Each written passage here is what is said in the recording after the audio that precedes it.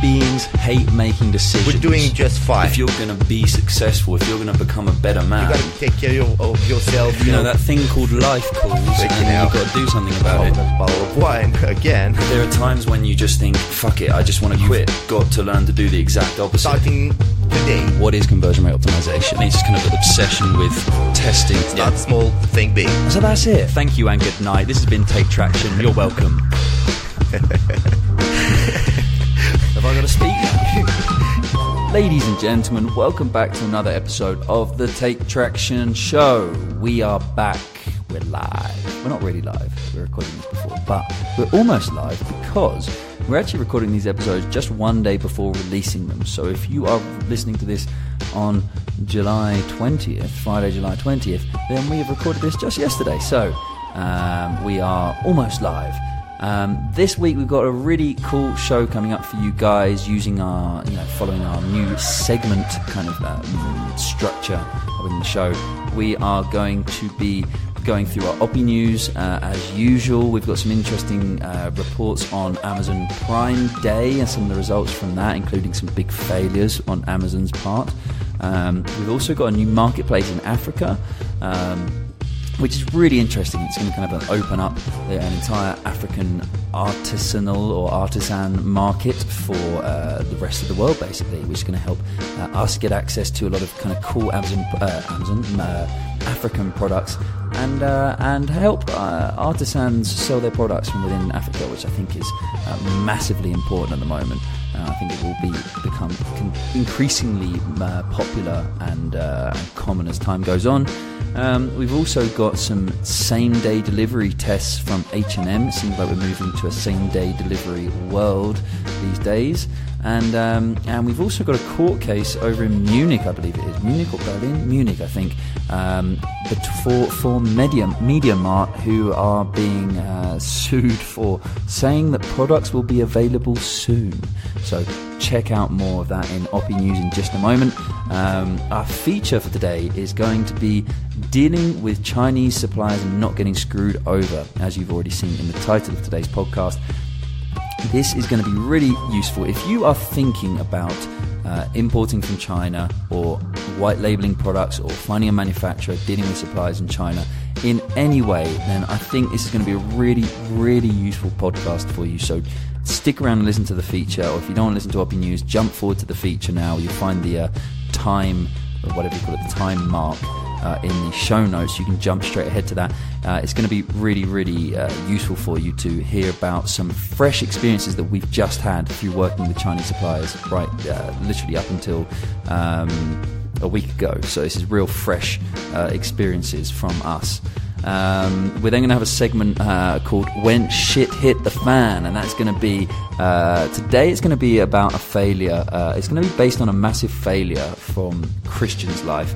Really what we want to have is audience experiences, but we're going to kick this off with a failure experience from Christian. He's going to be telling us all about basically how he lost 6 months of his life and €2,000.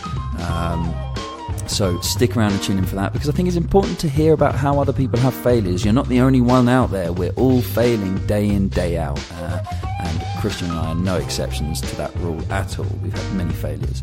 And that's about that. But before we jump into today's podcast, we have the answer to last week's riddle. If you were listening to the end of the show, then you would have heard us ask the question: if Teresa's daughter is my daughter's mother, who am I to Teresa? If Teresa's daughter is my daughter's mother, who am I to Teresa? And the answer is, I am Teresa's daughter. So if Teresa's daughter is my daughter's mother, who am I to Teresa? I am Teresa's daughter. Well done if you got that right. It wasn't actually that easy. I kind of struggled with that one, but well done if you got that one right. With that said, let's jump into today's show. Enjoy.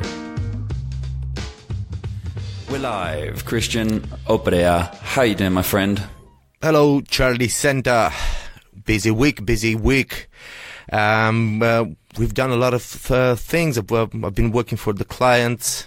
We've been working on our little project, and it all seems to pick up.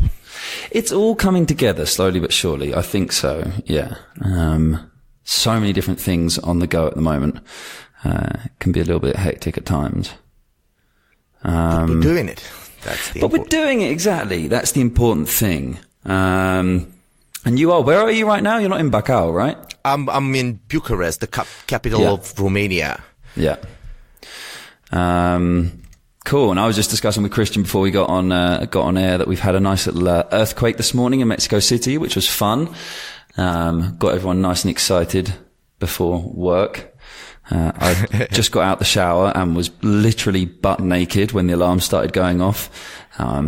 So that was a nice way to shake it, boy. get me going in the morning. It certainly woke me up. That's for sure. So yes, and what else have we been discussing? We've been discussing all sorts of stuff, but yeah, it's a beautiful sunny day here in Mexico. Because we're supposedly in summer here, but I'm not really sure what happens with Mexico City summer, because it's also the rainy season. So you have rain every day at about 6 o'clock every single day, like a big thunderstorm and rain. For how long? For like an hour, 2 hours, nothing more than that. All right. No, I mean, for how long is this season? The season? I don't know. I think it's supposed to be like 2 or 3 months. Ah, man. 3 months of raining. Yeah, but then you get like sun in the morning. Yeah, I don't know. Yeah, it is like the UK, but in the UK it'll be grey all day. Like if it might just be completely grey skies for 2 weeks non-stop in the UK. Whereas here it will be sunny every day in the morning, or it'll be nice weather or whatever, and then the storm just comes and goes. Like everything comes and goes. In England, it just like sits over you, and you have constant shitty weather. Yeah. All right. Then Mexico is ideal. You get the rain, you get the sun. It's nice having that contrast. But I remember noticing yesterday, or a couple of days ago, at about 6 or 7 o'clock in the evening, I was at home with my flatmates, and there was sun coming through the window as the sun set, and we were all really surprised that we could see the sun, because normally we hadn't ever seen the sun coming in at that angle, because it's normally raining at that time of day. And yesterday as well, so we've actually had some really nice weather and making the most of it. I've been chilling out by the pool in the afternoons and really, really enjoying it. So yeah, bring on whatever kind of summer we're supposed to be having here, because I'm liking it. I think the weather from the UK just came to Romania, and it's here to stay. Oh, really? Yeah, I started this morning with some water in my car. The roof, the trap from the car roof leaks for some reason. Like the sunroof, you mean? Like the glass thing? Yeah. Mm. Yeah, that's the one. Yeah. And it leaked so much that I had to get water out from the car. That sucks. That really sucks. Yeah. And then the problem you get with that is that when the car then heats up, all that water that's in the car then condenses on the inside of the windscreen every morning. And it smells like a dead wet cat. Shit. Yeah, so not a good day for science. While it's on my mind, quick release. Big up to, who are the guys that have mentioned us in the article? Cool Blue Web, I think. Cool Blue Web. Big up Cool Blue Web. Thank you for including us in your article of the top 21 e-commerce business podcasts or something like that. Yep. Yeah, head over to, what was it? Blue Web. What was it? Cool Blue Web. Cool Blue Web. coolblueweb.com/blog 21 best e-commerce marketing podcasts. And it's really cool to be in there, actually. Really appreciate it, because we're in there amongst like some of the people that really were the reason that we started this podcast. We're in there amongst My Wife Quit Her Job, E-Commerce Fuel, The Fizzle Show, The Jason and Scott Show. They're the top 4, and they're all podcasts that I started listening to like 5 years ago when I was kind of getting into e-commerce and things. And No Marketing Podcast. Who else is there? The Take Traction Show, of course. There we go. And Smart Passive Income. So yeah, really cool to be in amongst them. Much appreciated. And while we're on that note, please head over, guys, if you're listening right now, just pause the podcast for 1 second, head over to iTunes or whatever app you're using to listen to this podcast, and just leave us a quick review. Seriously, you don't understand how much it helps us out. Again, we're doing all these podcasts completely for free, and it costs us a lot of money to produce every podcast. So please just show your support in any way you can, but the best way would be leaving us a review on iTunes or whatever kind of podcast app you use. Thank you in advance for doing that. It's much appreciated. Any type of feedback is well appreciated. Well, that's the other thing. It's getting feedback from people. It's really nice to hear feedback. And especially now we've got the new podcast format with these segments. It'd be really good to hear what everyone thinks about the new kind of format. This kind of long form segment based podcast. See what you guys think about it all. So with that said, should we jump into some Opinews, Christian? Let's do it. Dun dun dun dun dun dun dun dun dun dun dun.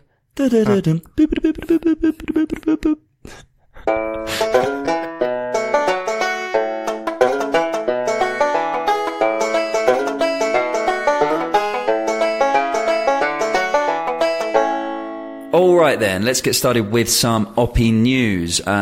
First things first, let's jump straight into it because we always end up taking too long on this Opinews crap. Well, it's interesting, but we always end up running over or spending a lot more on it than we should. But let's just quickly jump into some Amazon Prime Day stuff. Don't want to spend too long on it because we're always talking about freaking Amazon. However, it is the giant in the room. It's the giant in the world. So let's quickly talk about it. What's been going on with Amazon Prime Day? Christian, you were looking at an article. Tell us what happened to get Prime Day started. How did Prime Day begin? They started with a lot of glitches, but it ended up being the most profitable day ever in history. Bigger than Cyber Monday, bigger than Black Friday. Yeah. Bigger than the last Prime Day. They've smashed it, and I'm surprised as well. So first of all, let's just quickly highlight the fact that they started with a bunch of error pages.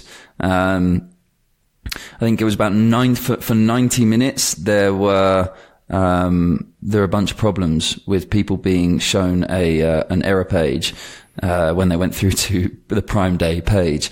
And there was something, I'm trying to just quickly find this article.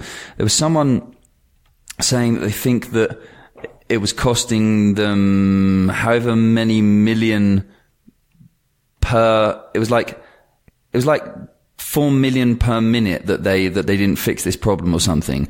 Now I've stupidly closed the article. 90 million. They lost 90 million in 75 minutes. That's the estimated amount, right? It's estimated that they lost 90 million just because of this stupid error page that they had right at the beginning of Prime Day. This is based on last year's sales. Right, exactly. Yeah. So estimating what they made in sales per minute and the amount of time they were off, or they were offline or it wasn't working, it's estimated that they lost 90 million in sales, which is a lot of money. It's a lot of money. Here's the article. I found it here. Yeah. It's got this, sorry, something went wrong on our end. An estimated 1.2 million per minute.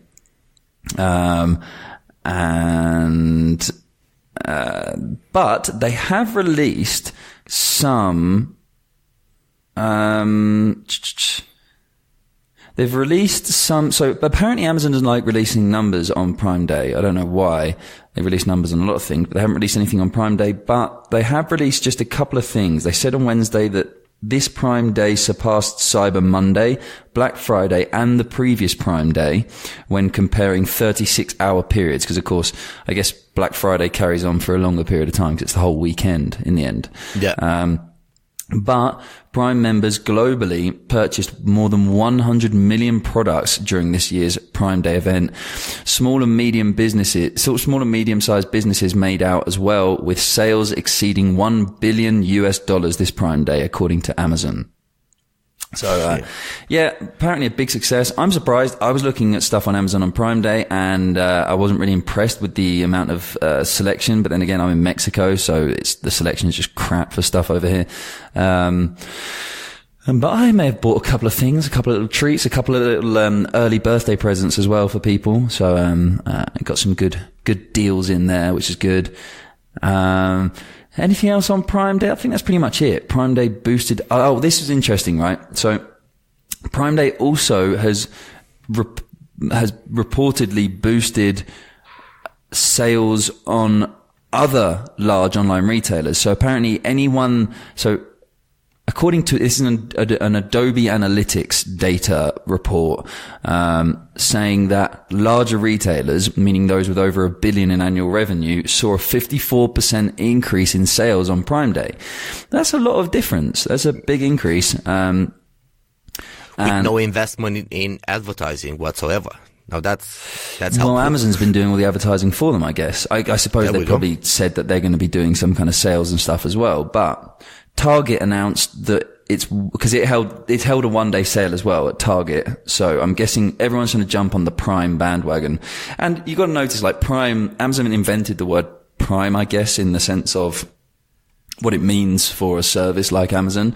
But so many other services are including Prime as like an upgraded thing now. In Mexico, there's a like food delivery service like Uber Eats, which is kind of the most international known one. But there's one here called Rappi, and you can get Rappi Prime as well, which means that you pay X per month and you get all your deliveries free, which, by the way, is really cool, because it means that if you just want, like, literally a bottle of beer from the supermarket, you can just do it and the delivery is free, and someone will just bring you a bottle of beer.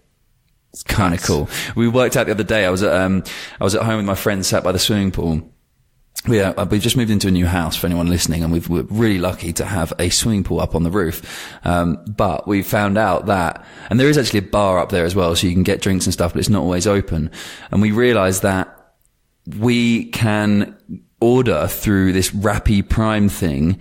We can order like 3 bottles of cold beer, and the Rappi delivery guy will literally come up the elevator and walk across to where we are sat by the swimming pool and deliver our cold beers to us in our hands. So, and we get the delivery for free, right? Because we're on Prime. But do you tip the guy or what? You include a 10% tip, but you already pay, you pay 10%. And then the bottle of beer then costs you 14% extra as well, just for ordering it through Rappi. But that's like their profit margin. But a cold bottle of beer from 7-Eleven, even with the 10% tip and the 14% margin, is still cheaper than a cold bottle of beer from a bar. So we're actually saving money as we sit by the swimming pool and drink beer. So, nice. Yeah, that's quite fun. Anyway, moving on from that. So, Prime's having a big impact, I think, all over the world. And it's increasing sales for other large e-commerce giants as well. So it's kind of interesting. I think that's pretty much everything. That covers it. Yeah, what Amazon lost and made.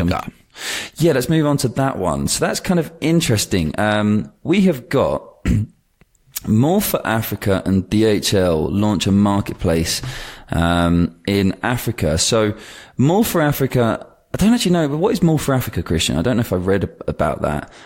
This is the first I've ever heard of More For Africa. Do you have a little look? Can you just look up More For Africa while I go through this? So, absolutely. More For Africa and DHL, anyway, DHL apparently have quite a big presence in Africa, and they reach all African countries. So DHL are in 220 countries. Oh, so what we were talking about before, Christian, before we went on air, we were saying that this was for a marketplace, an internal marketplace for Africa, but it's not. It's actually allowing Africans or African artisans to reach all of DHL's 220 delivery countries, which I assume, but it must be outside of Africa as well. So this is a new marketplace called marketplaceafrica.com. You can go and check it out right now. It is live. I'm just opening up the website myself. And yeah, it basically gives it's all based on clothes at the moment. They're having a big focus on clothing, bags, jewelry, footwear, and personal care, and then crafts such as pictures and carvings. But it really gives kind of small-time artisans in Africa the opportunity to reach not only the rest of Africa, but now kind of an international marketplace, which is really cool. It's a bit confusing because I'm on More For Africa, right? And it says, the headline says, buy direct from US, UK stores through our app and have items delivered to you in 17 countries, right? And it they mention Nigeria, Ghana, Kenya, Botswana, and some other African countries. Mm. Yeah, but that's More For Africa. I guess now that More For Africa is teaming up with DHL, that's going to expand their reach, basically, and they've created marketplaceafrica.com. Oh, right. Right. More For Africa is the ones that have teamed up with DHL. Indeed. So, yeah, it looks really interesting, and it's really cool. I'm always excited personally to see advances in Africa. Obviously more so in e-commerce, just because I think that's exciting, but I just think there's so much potential in Africa. You've got such a massive amount of people, so many intelligent people. Obviously there's a severe problem with education and financial support and all the rest of it in Africa, but it's just such a vast sum of people that can do so much in the world. And I'm so excited to see them kind of, see that come to something. The diversity in their culture is really amazing. I mean, I'm looking at the marketplace Africa right now, and I would buy a few items right now. It's crazy, right? There's so much different stuff. It looks really cool. We were talking about this. I was really surprised. We were talking about this before we went online on air. I was listening the other day. I don't know. I think I was listening to a podcast or watching a documentary or something. And I was just really surprised to find that, apparently there is more genetic diversity in Africa, as in the difference between someone in one African country and another person in another African country, is larger than the difference between Africans in general and Europeans. So there's more genetic diversity amongst Africans themselves than between Africans and Europeans. I just think that's so important to notice that, just despite having a similar skin color, they're completely different, genetically. Of course, we're all still human beings, but, slight variations make a big difference in the Homo sapien genome. So I just thought it was really cool, and we're going to start being able to have access to all this fucking genetic diversity and all these different talents and skills and cultures that have been built for thousands and thousands of years. We're all going to start having more and more access to it. And I think it's going to become more and more integrated into our cultures rather than kind of us, having what do you call it?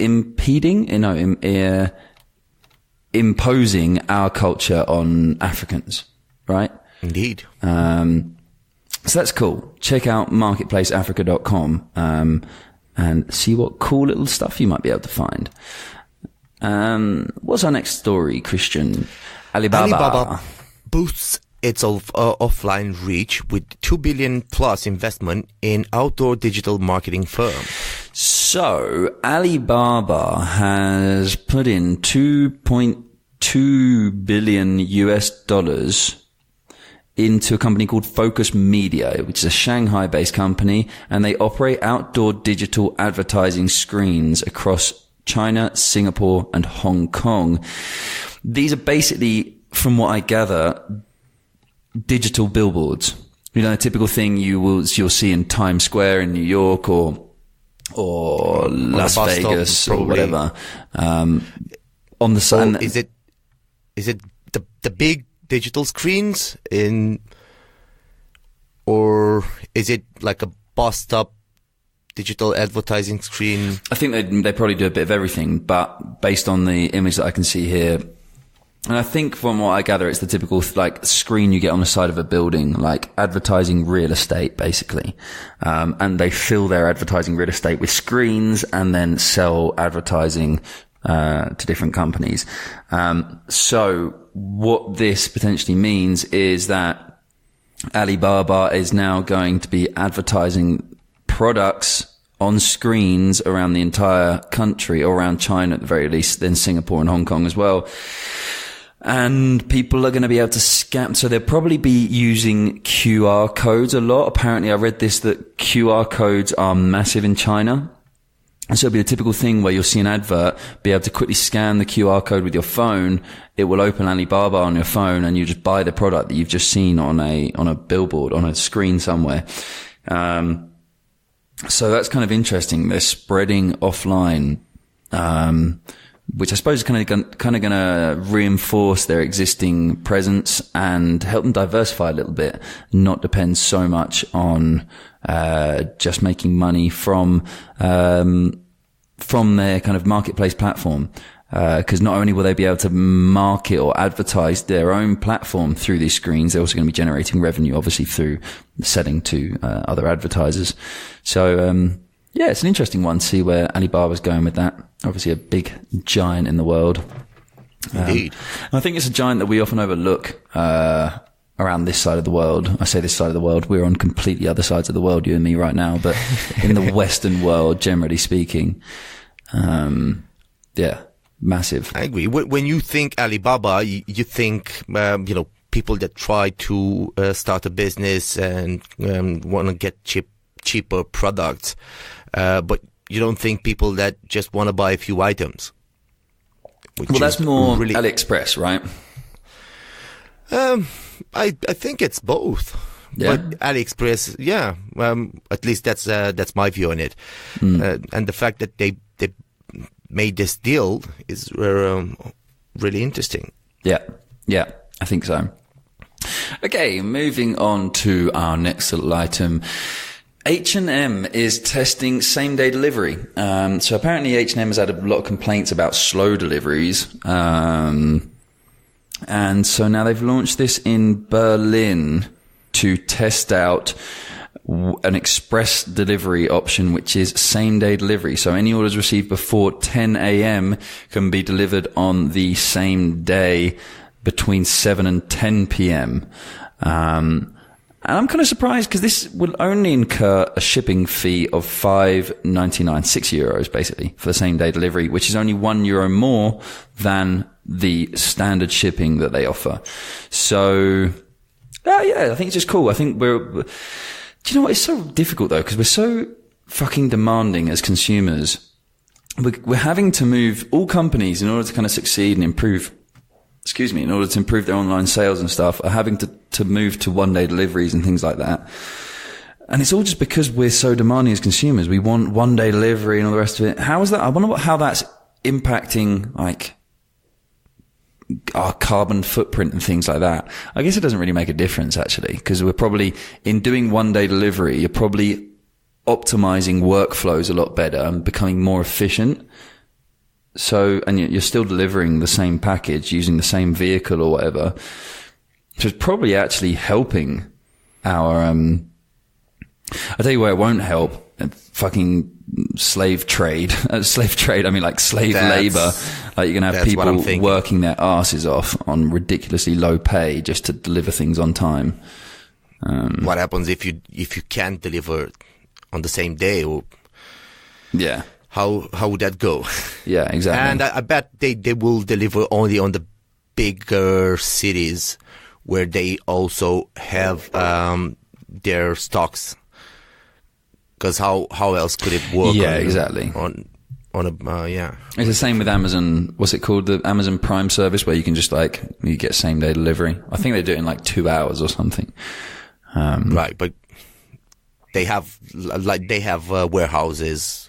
Yeah. All over the US. So I guess that's how it works. Yeah. So, but it's kind of promising to think that, maybe in the next 10 years, almost all online stores are probably going to have same day delivery with stuff. I wouldn't be surprised, really. Yeah, at least the bigger ones. Because our logistics services are going to improve a lot. Well, no, because I think even the smaller ones, well, yes, I would say that the smaller ones will begin using Amazon logistics services, which I think are going to grow massively, and things like that, so that they can or a similar service. Piggyback on the existing infrastructure of companies like Amazon and H&M or whatever, and provide the same kind of customer service, would be my guess. Who knows? And that way everyone wins. So good luck, H&M. Good luck, H&M. Yeah. No, I think it's a good direction to move in. I think we read in a news article a couple of weeks ago, I'm not sure, that H&M, like, they have 20% of their sales are online now, or 10% or something like that. So it's becoming quite a big part of their company. They're more sort of a brick and mortar store, not an online. Yeah, it's definitely new. I mean, even in Mexico, I know in Mexico they don't have an online store. They have a website with all the products, but you can't buy any of the products. You can just look at them, and then you have to go to the store to actually purchase them. That's so useless, isn't it? Yeah, so it's still fairly new, really, is what I'm trying to say. Yeah. Next story then. Saying product is available too soon saying product is available soon is too vague. So there's been a court proceeding in Munich, between Markt, or Media Markt, and who has it been with? And a consumer organization from North Rhine-Westphalia, after the online retailer MediaMarkt promoted the Samsung Galaxy S6 smartphone while stating on the product page that this article is available soon. Order yours now. Now this is kind of an interesting article, because it's kind of messed up, and it's something that we should probably be a little bit more careful with if there are consumer organizations out there who are trying to screw us over and get us into trouble. So apparently the point is that people are allowed to buy this phone with no idea when it will actually be available, and the consumer organization weren't very happy with that. So, what does it say here? The Higher Regional Court of Munich argued that online retailers need to give their customers a specific delivery time. So they're allowed to say things like delivery will take between 2 and 5 working days, or even 1 to 3 months. But just saying available soon is too vague. This is what the court was saying. Which I think it's perfectly normal and understandable. I wouldn't want to spend $500 and have a store tell me that it will be available soon. Well, first of all, it's surprising that people actually spend the money on something that's available soon without knowing more about it. That's kind of stupid. But putting that aside still. Putting that aside, yeah, it's true. Well, I just wouldn't do it if it was my e-commerce store, I wouldn't do it because I wouldn't expect to get any sales if I did that. I'd put at least, we're expecting to receive stock between 3 and 5 months from now, or something like that. And if anything changes, you can inform people by mail or through a message. Yeah, there you go. Exactly. Keep people up to date and apologize for any delays. Indeed. But you can't be that vague. It's just a stupid thing. Don't do it, guys. Don't put available soon on any of your products if you're letting people order them. Of course, if you're not letting people order them, then it's fine. But if you want to allow people to pre-order, then you've got to give people some kind of idea of a timeline of when it's going to be ready. Yeah. Use a bit of common sense. And that about does it for today's Opinews.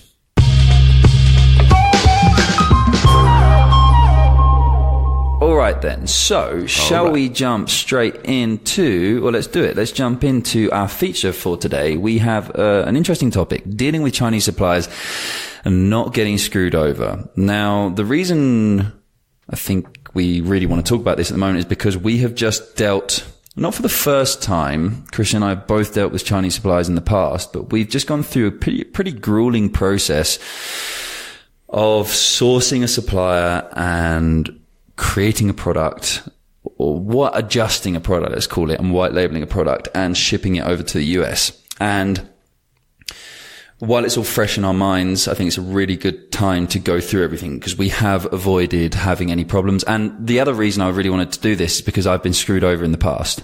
Have you ever been screwed over by a Chinese supplier?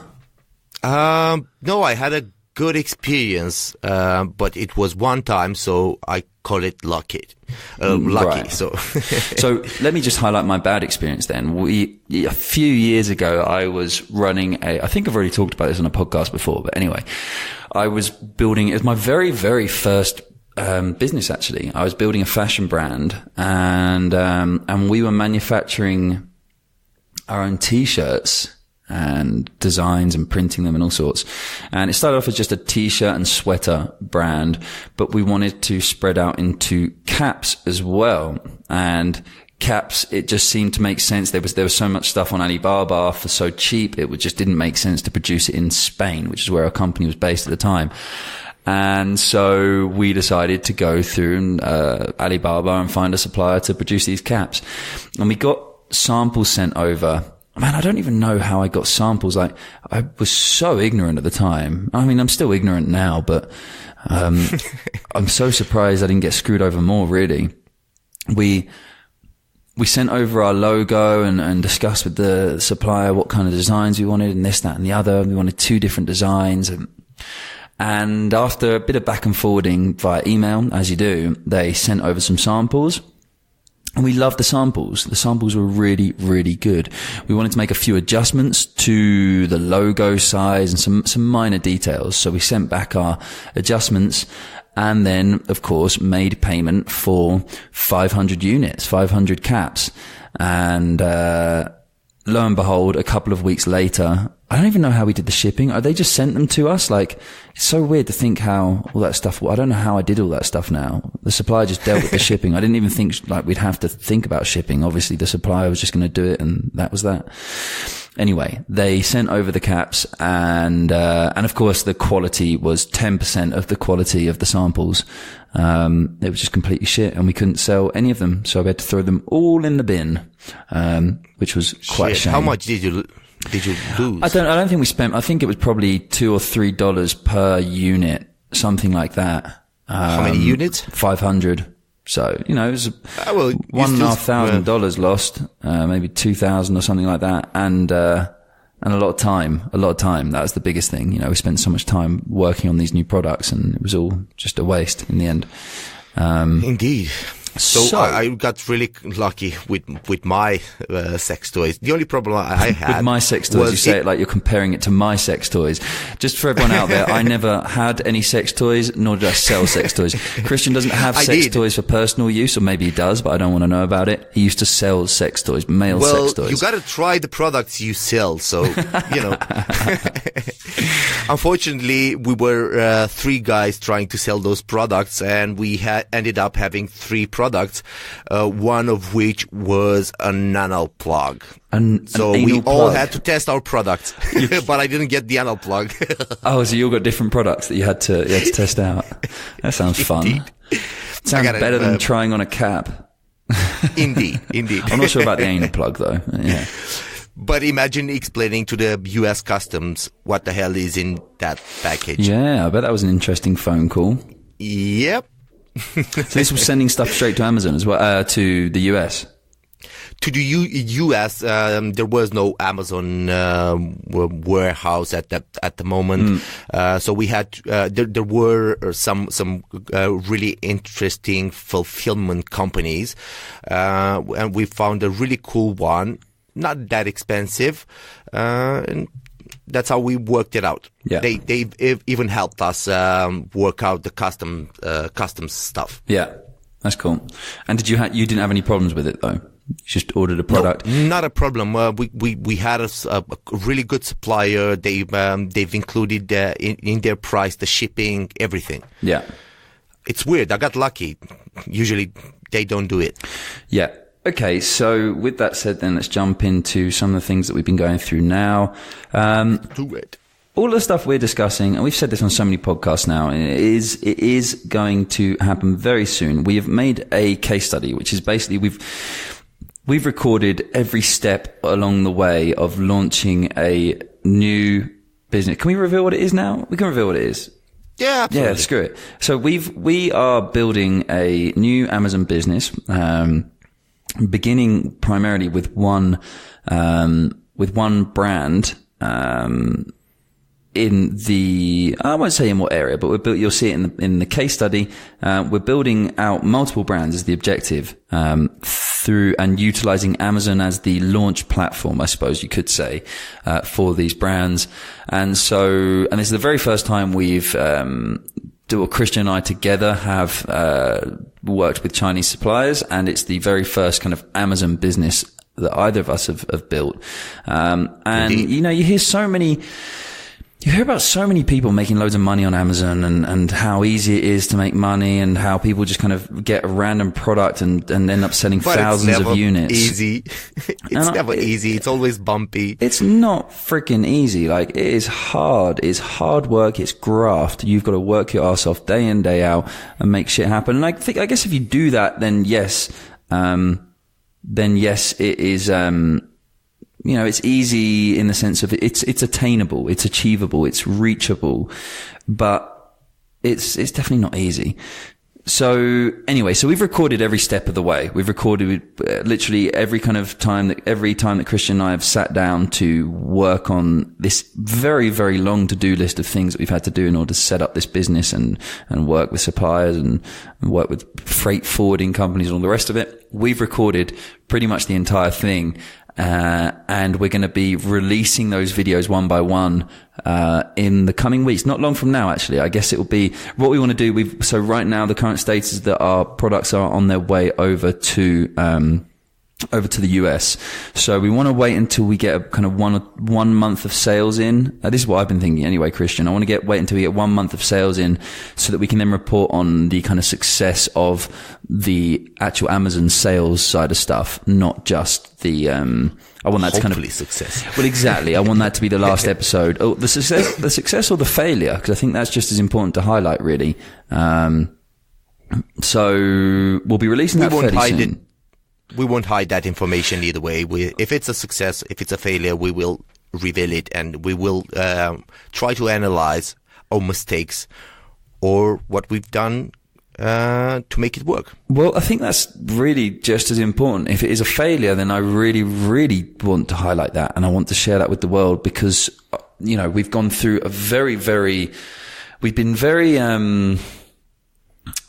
what's the word? I was going to say anal, but I don't think that's quite the right word. We've been very cautious, methodical. There you go. Every step of the way. And we've done things so carefully, and we've tried to do everything in kind of the right way and not cut corners at all. And so if this product launch becomes a failure, then I think that's really important to highlight, because if that's the case, then there are a lot of people kind of giving false information out there on how easy it is to build an Amazon business. So I think it'll be really interesting to see either way. Indeed. But with that said, we have now finished a very long process with Amazon suppliers, a manufacturer over in China. To be fair, actually, Christian, when did we start working on this? We're in mid-July now. When did we? Is it March? It was when I came back from Argentina the second time, so I came back. No, I came from Argentina on about the 9th of March. And then I was on holiday for a couple of weeks. Then I had about another week, and then I went back to Argentina. So it was April. It was April by the time we started this. So April, May, June. So it's been 3.5 months of doing this.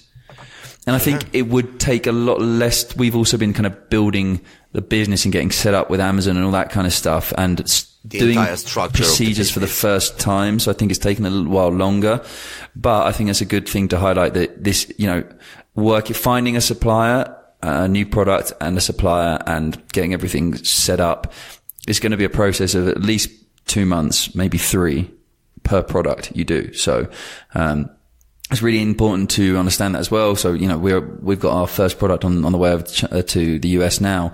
We want to very quickly expand our product line as fast as cash flow will allow us to.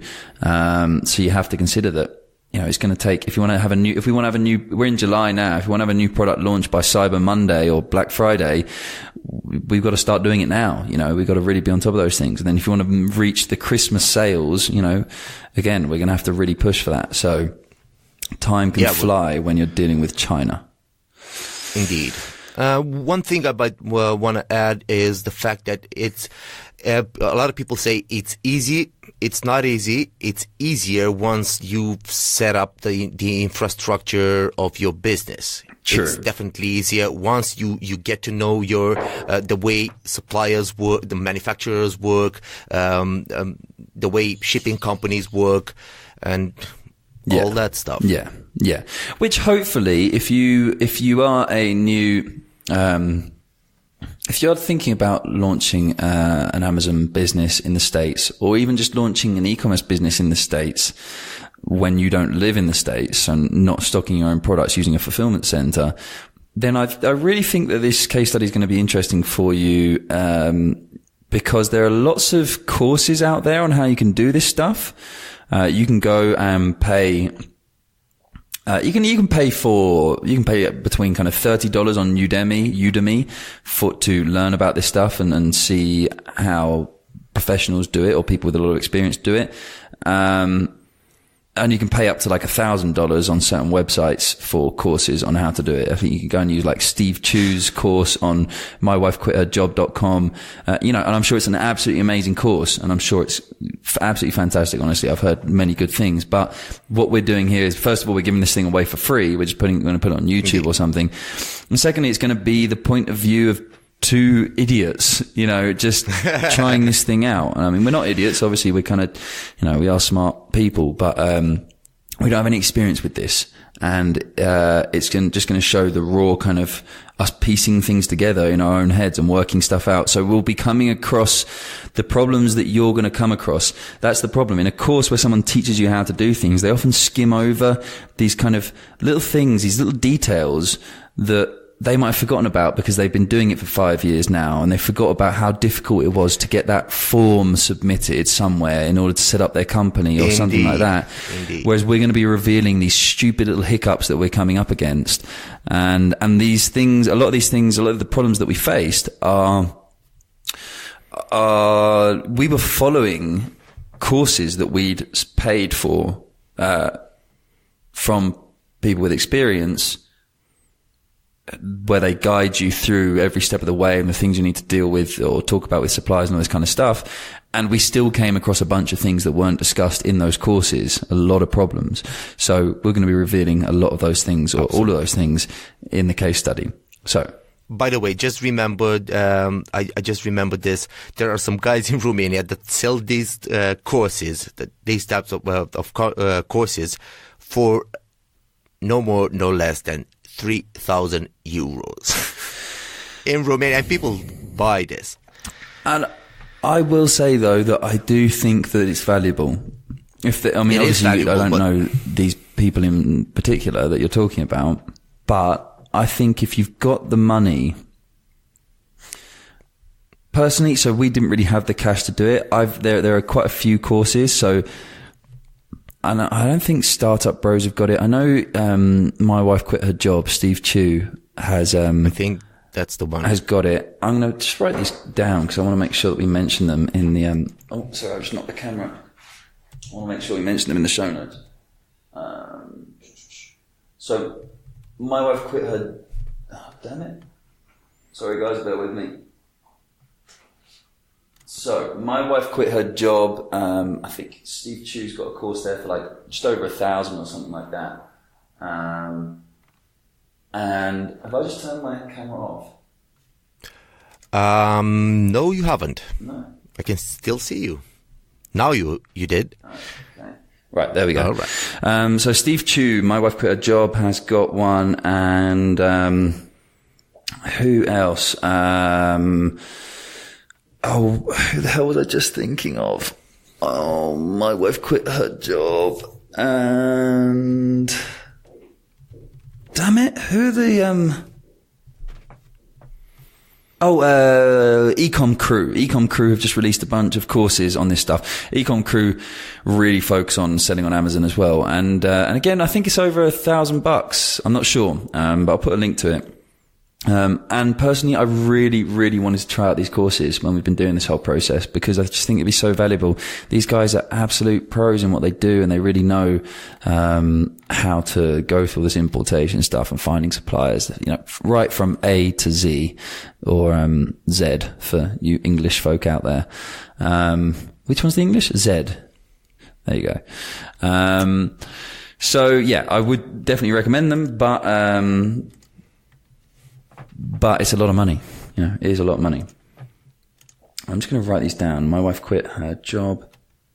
I've decided that I'm going to start writing down all the show notes, things that we talk about throughout the podcast. And I know it's kind of annoying, because it's going to cause me to pause as we go through these the podcast, but I don't really care, because it makes life so much easier. My wife quit her job and ecomcrew.com. Amazon courses.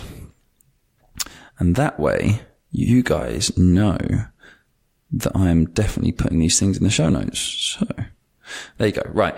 So check that stuff out. Now on to our experience then, this time with this manufacturer or supplier that we have found. So first of all, I want to talk about how to find, new suppliers.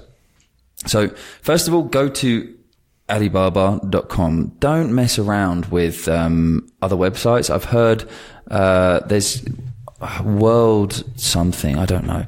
There are a bunch of websites similar to Alibaba, but the fact of the matter is that Alibaba has got the most vetted suppliers.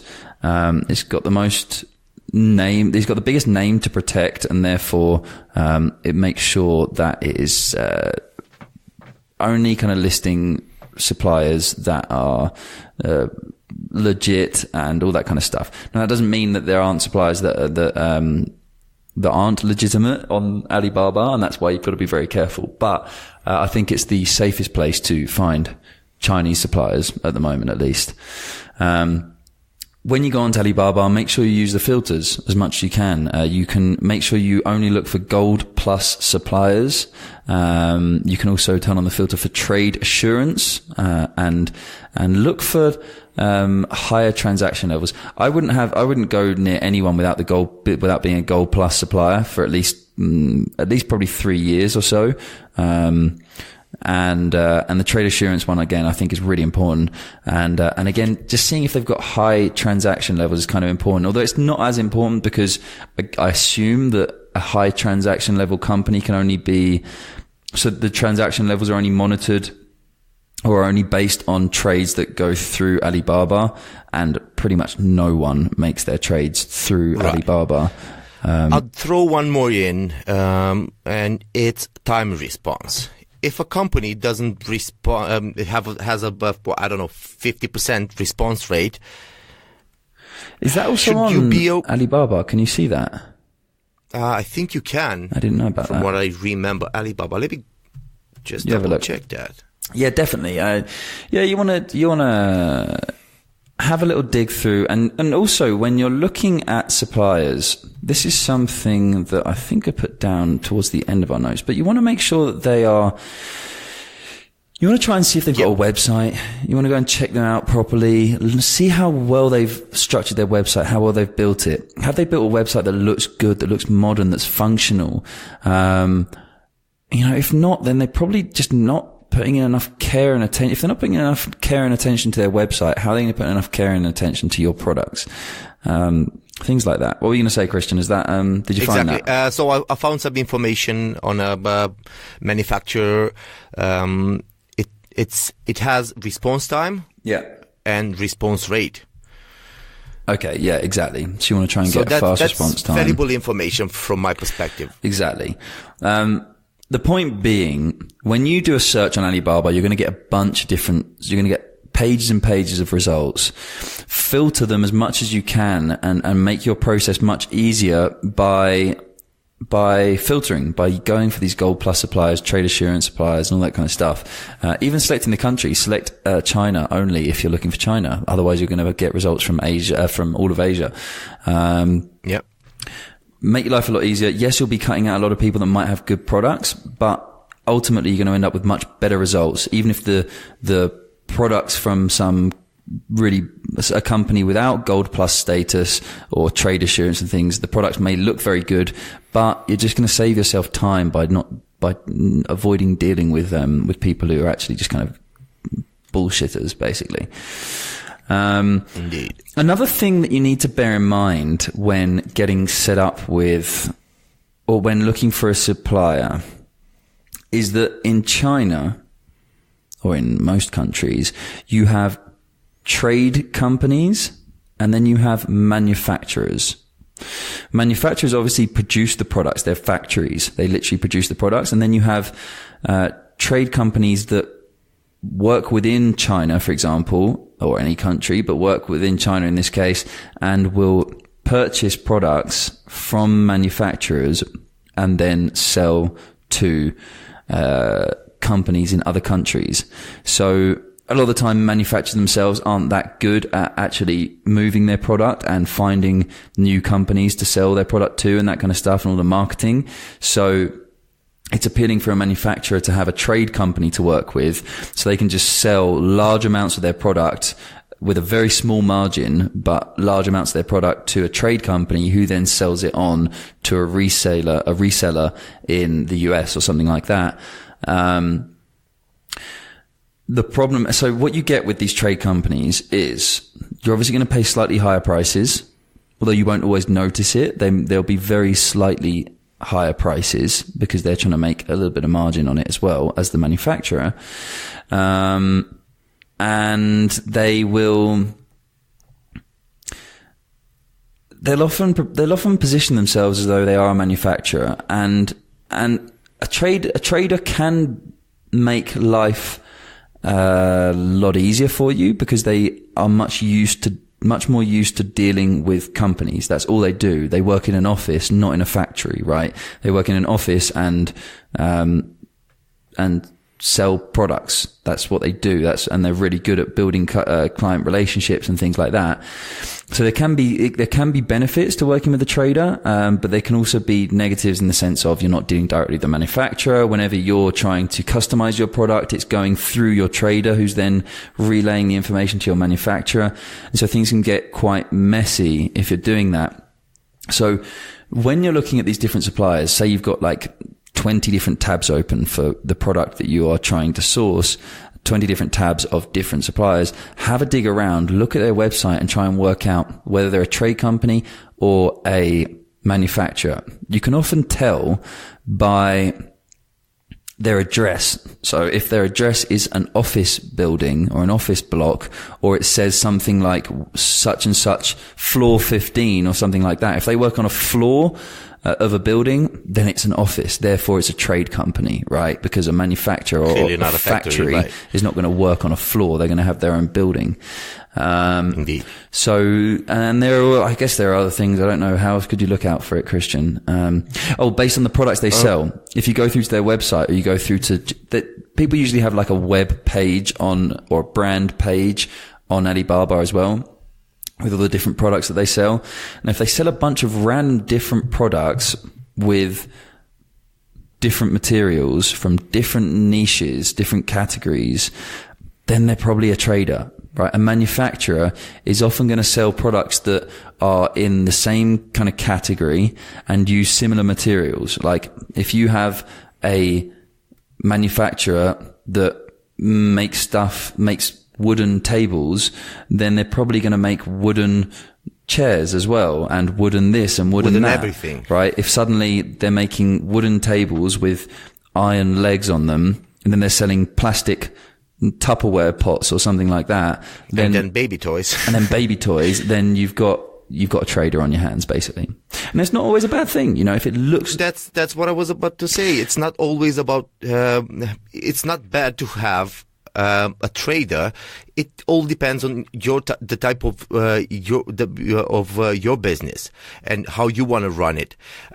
If you need a link between your manufacturer and your business, a trade company could also help with the shipping. Could also help with a lot more information than a manufacturer could. They're going to have exactly. That's what I was kind of saying before. They're going to have much more or many more people specialized or working on keeping you happy and the kind of logistics and the transaction process and all that kind of stuff.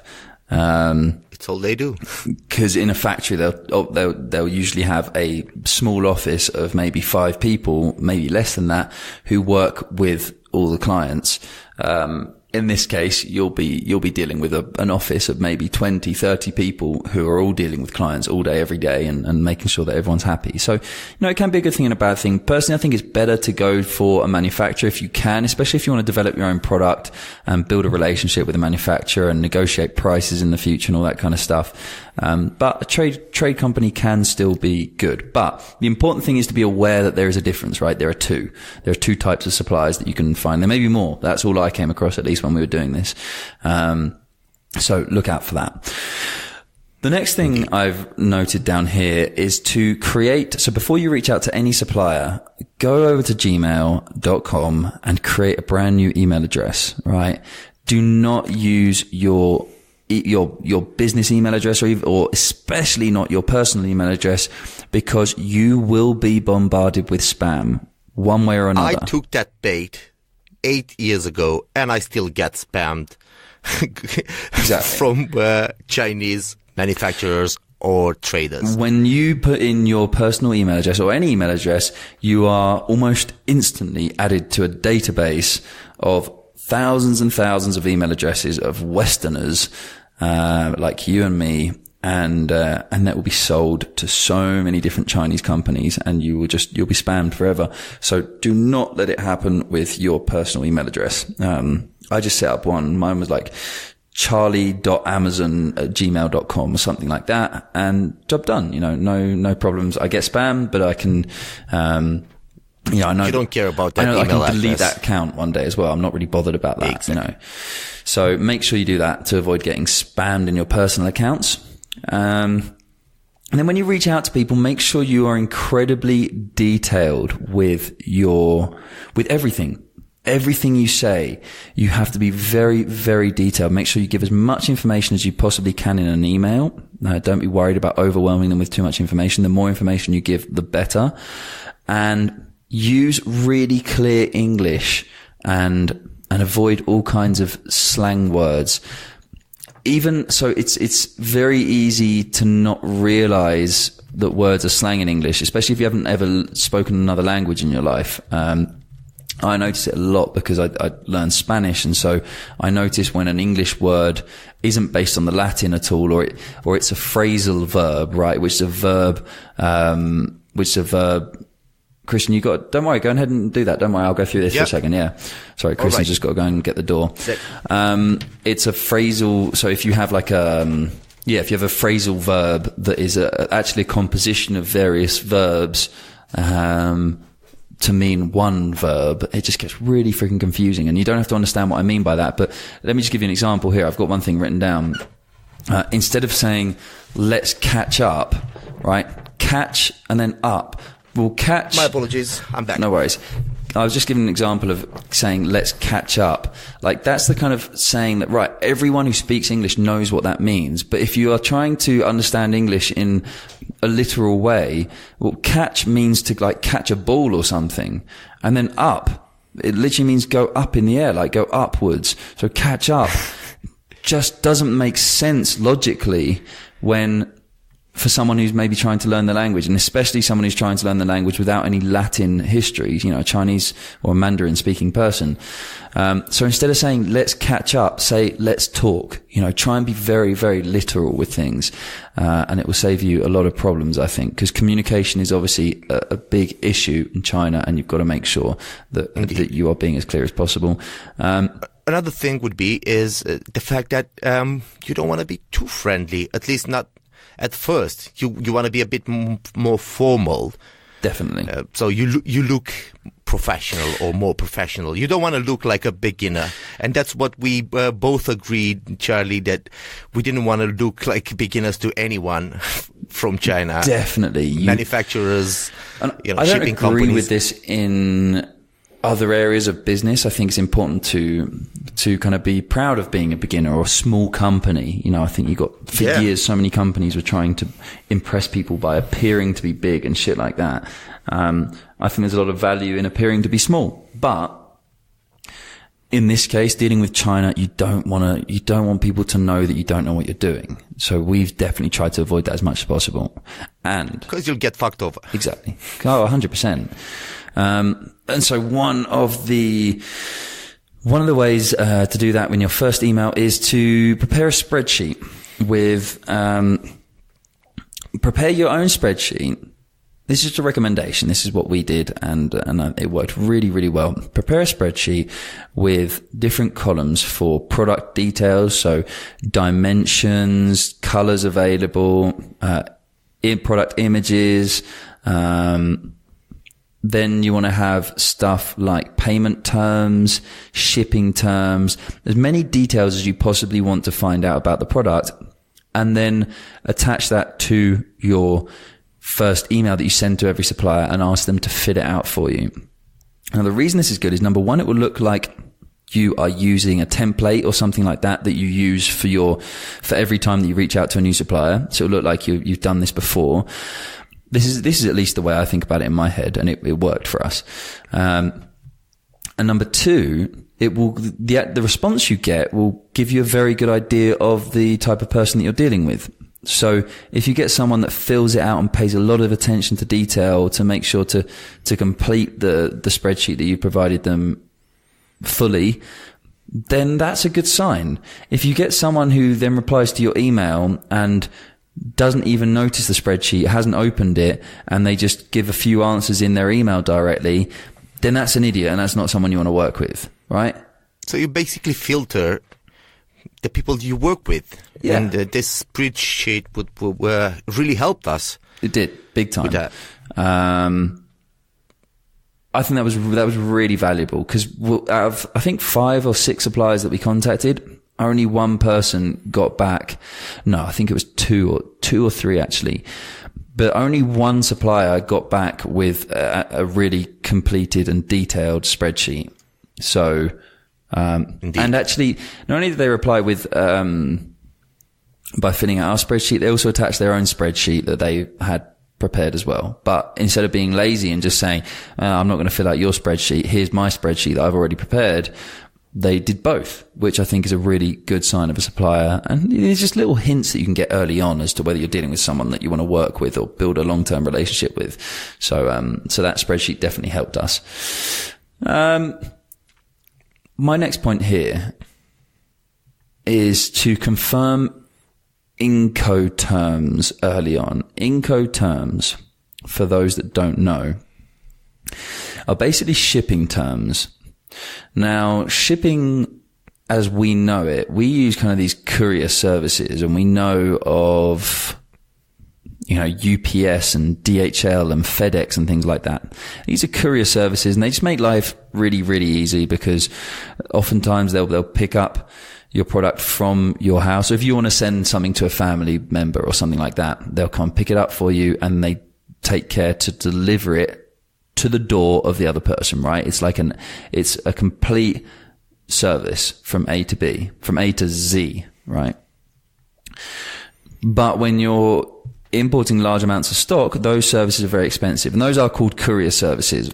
Those services can become very expensive, so you want to look into using freight forwarders. And freight forwarders are much cheaper. Essentially, you'll end up getting basically the same service anyway. It may take a bit longer, but it's much, much cheaper. And there are just a few more things. You have to basically piece everything together yourself, rather than having a courier take care of everything for you. So that will mean, so who picks up your products from a factory in a lorry and takes them to the port? Who then loads them from the storage in the port onto the ship? Who then receives them in the US and deals with the customs stuff? Who then puts them in another lorry? Who then drives them to your destination and all that kind of stuff? So you basically have to organize all those kind of steps along the way, and which can be difficult for your first shipping? It can get quite confusing. The truth of the matter is that most freight forwarders will pretty much just organize all this stuff for you anyway. So they'll have a company, a freight forwarder will have a company or a boat that they ship with, or like a shipping, company or line that they ship with. And they'll have, a collection service that they work with to collect products from a factory. And then in the States, they'll also have another service that they'll have some kind of, partnership with, who will be able to deliver your products to the end destination. So they can usually take care of this stuff for you. It's just not quite as clean of a process. Now, the reason I'm talking about all this stuff is because your shipping terms will affect the way that this works. Now, I'm just going to talk about 2 shipping terms today, which I think are the most common, and they're certainly the ones that we've come up against or across in this process. And that is FOB and EXW. FOB is freight on board or free on board. Both are used. And EXW is, what's EXW, Christian? It means Ex Works Terms. Ex Works Terms. Ex Works. Yeah, Ex Works Terms. Yeah, exactly. Okay, so free on board or freight on board, FOB, is or certainly has been the most common shipping term for quite a long time. And that is where the supplier will include in the cost of your production cost the price or the cost of getting your products to the port, right? So if they quote you $2,000 to create 1,000 units of your product, then for $2,000, you'll be getting your products prepared and they will be delivered to the port, where it will then become your responsibility to get them on a ship and sent over to the US and then delivered to your final location within the US or whatever country you're delivering to. So that is freight on board, free on board, and it's the most recommended for a couple of reasons. I think number one, it just simplifies the whole process for you quite a lot because you're not going to have to worry about getting it from the supplier to the port. And number two, I think it's kind of the most cost efficient. It tends to be the most cost efficient way to do things. Now, I'm going to highlight something here. EXW. So people warn about avoiding EXW, because you're going to incur these costs of shipping from, if your supplier lives in the middle of China, I don't know how many hours, tens of hours away from the port, it's going to cost you a lot of money to get your products just to the port. And then you're going to have to pay for the shipping fees and all that kind of stuff. So it can very, very quickly become a very expensive, shipment. If, however, your supplier lives on the coast or lives very near to a port, then it's not going to be that expensive for you to do it. So it's not actually that big of a problem to have EXW Incoterms.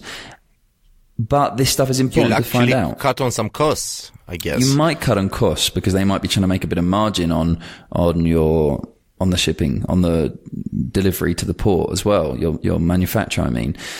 There are a lot of companies that kind of disguise EXW Incoterms now. They say that they're FOB, but then they'll add like an additional charge to every order. They'll be disguised as something like product preparation or something like that. That basically means that they're EXW, but they're just charging you for the shipment or the delivery to the port without you realizing it anyway. So that happens. In our case, we found a supplier that was in Shenzhen, and our port that we wanted to ship from was Shenzhen as well. So it was literally, I think, less than a 20-minute journey or less than a half an hour journey to the port. So our shipment for 1,000 units, it was 25 boxes for those 1,000 units, only cost something like $50. So it wasn't which is really cheap, isn't it? It's pretty cheap, really. Yeah. Yeah. Really not bad at all. It's not, I guess not, because if you think we've got 25 boxes, what does that work out as? $2 per box. So, $2 per box for a delivery. Yeah, it's pretty cheap. It's pretty decent. So anyway, so make sure you find what the Incoterms are, and make sure you find out where they actually ship from, or where the factory is, because if they give you EXW Incoterms and then they are far from any port, it's going to cost you a lot to get your items shipped to that port. And that might be fine as well. You might just accept that that's part of the cost, and it still might be worthwhile developing this product, but it's something you need to be aware of, something you have to check out first. The next thing Indeed. I've written down here is confirming your payment terms early on. Again, these are all things. So Incoterms, get this on the spreadsheet when you first reach out to people. Have, Incoterms as one of the columns, and let them fill out. They'll put FOB or EXW or whatever, and have a column that says payment terms. You want to, really, any kind of payment term is okay, except for, I would say, if someone is only accepting Western Union transfers, right? Because that basically means they're just completely fraudulent. You want to stay away from exactly. If they can't accept a bank transfer or even PayPal, then there's something dodgy going on, and you want to avoid them. There are a lot of all companies will say that they accept Western Union anyway, but then they'll often say, we accept direct bank transfer, PayPal and Western Union or something like that. But if they only accept Western Union, then you've got some problems on your hands. So be careful with that one. The next one I put here, that was manufacturer or trader. And so we've already gone around that one. And then once you've kind of analyzed your different suppliers, really I would say you want to reach out to at least 5 for every new product that you want to do, just because that will give you enough feedback to really evaluate or compare different suppliers. And you should, if you reach out to 5, you should at least get a good feeling about one of them, at least in comparison to the others. So that's, if you don't, find 5 more. Exactly. Yeah. You just got to make sure you're patient and not too eager to develop the product, so much so that you end up kind of overlooking a lot of warning signs, So then I don't know if there's much to say on then product development. You then got to, keep up communication as much as possible. Keep detailed emails. Make sure you're as thorough as possible. Ask for samples. Make sure you get samples. Okay. You can negotiate, when you'll often have to pay for samples, or you usually will have to pay for samples. But before you do order your samples, just confirm that if you decide to go ahead and make a larger order for 500 units or something, that they will remove the cost of the samples from the cost of that order. Almost all suppliers will do this for you, and they'll usually even suggest it themselves. But if they don't, make sure that you suggest it, and I don't think you'll have any problems. And also ask some codes on bigger orders for the future. Yes, see, exactly. Get your pricing. Make sure they're willing to negotiate. So on your spreadsheet that you send over in the first email, ask for unit prices for different order sizes. So ask for the unit price for 500 units. Ask for the unit price for 1,000 units, 3,000, 5,000, and so on, so that you'll kind of have that very clear early on. I'm trying to think of any other thing. I've got some more notes here, but I want to think of other things before you actually go into production.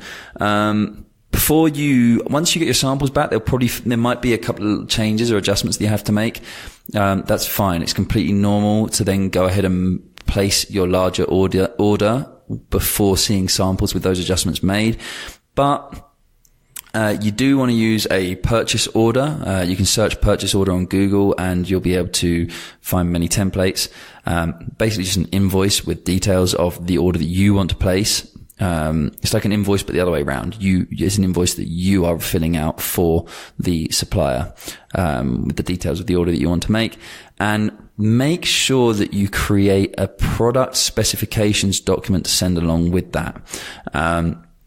Just outline absolutely every single detail about the way you want your product to be created, the way you want your logo to be printed, where you want your logo to be printed, the exact size and position, the packaging that you want them to use, the way that you want them to pack your products, each individual one. Do they put the instructions in first or the product in first into the box or whatever it is? Just make sure you are completely detailed, as detailed as possible in a product specifications document. It can just be a Word document. It doesn't need to be a fancy spreadsheet or anything like that, but just have something that informs them of exactly how they need to create the products, and send that over with a purchase order. At this point as well, if you want to create, if you want to set up some kind of a contract with the supplier, then by all means go ahead and do it. You can set up a manufacturer agreement or an OEM agreement or a purchase and sales agreement. There are all sorts of different agreements you can create.